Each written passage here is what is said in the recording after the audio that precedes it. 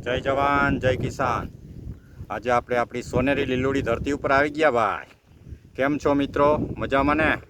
મજામાં જ હશો, કારણ કે આજે આપણે વરસાદ નથી એટલે મરચાં ઉતારી લઈ કીધું।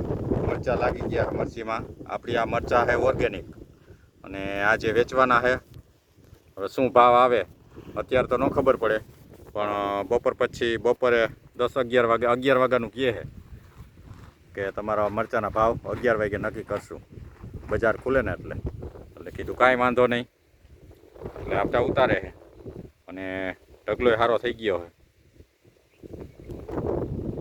જો તમને બતાવું। હા, હવે આવ્યું મરચીમાં ખડે થઈ ગયો, દવા છાંટવી જોઈએ નીચે ખડની, ઝીણું ઝીણું ઉગી ગયું છે અને મરચી હાઈ ક્લાસ છે, કારણ કે વજન થોડોક ઓછો થઈ જાય તો વાંધો ન આવે। અને મરચાં હાઈ ક્લાસ મસ્તીના ઉતરે છે બધા, કીધું મોટા મોટા ઉતારી લ્યો। હજી નાના નાના તો જો આ બધા હજી રાખ્યા છે, એટલે આ 10 દિવસમાં પાછા ઉતારવા પડે એવું છે। મરચાં હજી ઘણા લાગી ગયા, દેખાય નહીં પણ મરચું ઘણું છે। જો મરચીના રોનક સારી છે, કંઈ ઘટતું નથી અને મરચાં મોટા મોટા એટલે વજન વાળા હોય કા ભાઈ। જ્યાં અમારા ભાઈ મરચાં લઈને પારી પાગ્યા છે, હજી 6 આયર ઉતરી છે, 30 આયરું છે। મરચાંનો વરસાદ આવ્યો થોડુંક એટલે મરચાંમાં થોડુંક ઓલું લાગે, થોડીક મરચીની રોનક બદલી જાય। વરસાદ આવે ને ઠંડા પાણી પડે એકાયરે, ગરમ વાતાવરણમાંથી ઠંડુ વાતાવરણ હોય એટલે ઓલું લાગે। તો કીધું મરચાં આપણે ઉતારી નાખી,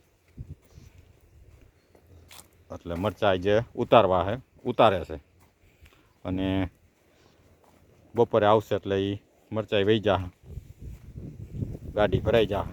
અત્યારે ખાલી મજૂરી નીકળે હો ભાઈ, બહુ કાંઈ વધારે થાય નહીં। આ છોડવાને શું થયું, ભાંગી ગયો બિચારો છોડવો, જો આ છોડવો ભાંગી ગયો છે। હલો આપણે આ મરચાં છોડવો લઈ લઈ, આપણે દવામાં ઉપયોગ હોય જાય મરચાં।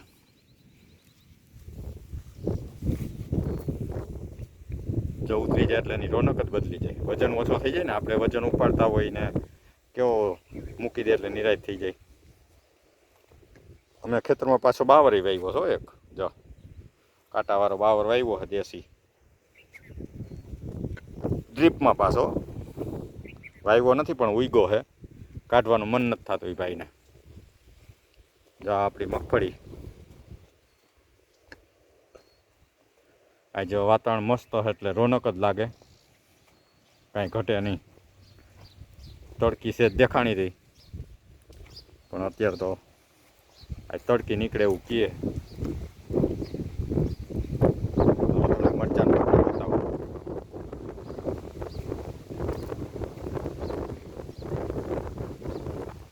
આપણા મરચાં 1 નંબર મરચાં છે,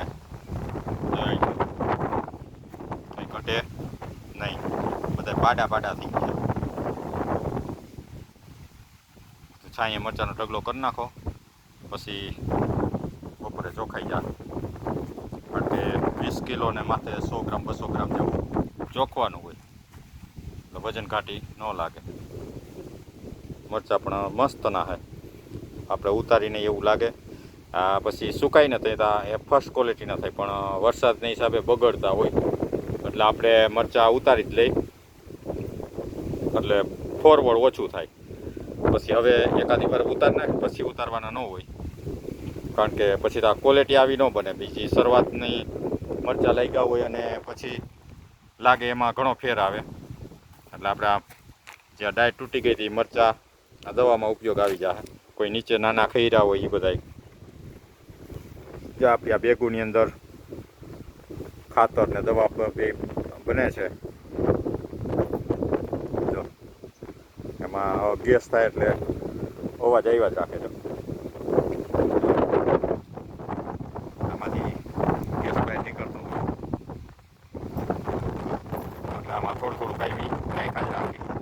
જો તમાકુ આવી ગયું આપણે, એટલે આજે આમાં તમાકુ નાખી દેવું છે ને બે કામ, એટલે અમારે મંડે પાછી દવા તૈયાર થવા।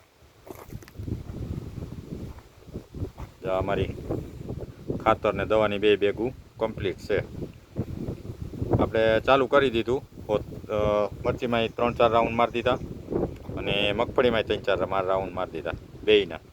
ને આપણે બહુ સારું રિઝલ્ટ મળ્યું છે, કાંઈ તકલીફ જેવું છે નહીં. અમારી આ વાડીની આ રોનક જોઈ લ્યો. જો અમારા માતાજી બોલાવ્યા રાખે, હાલો હાલો હાથ ફેરવવા. જો અમારા માતાજી છે. 7મો મહિનો છે અને હવે એક જ માતાજી છે અહીંયા વાડીએ, એક ઘરે છે. એટલે એક ગાય માતાનું ગૌમૂત્ર ને અમને પૂરું થઈ જાય. ઘરે હોત ભેગું કરી અને અહીંયા હોત ભેગું કરી, કારણ કે અત્યારે દવા છાંટવાની હોય એટલે બનાવ્યા જ રાખવું પડે, નાખ્યા જ રાખવું પડે. જેટલું કાઢીએ એટલું નાખવાનું જોઈએ આ બેગની અંદર. આવું છે અમારું કામકાજ. હાલો અહીંનો આ બ્લોગ પૂરો કરશું. જય જવાન, જય કિસાન.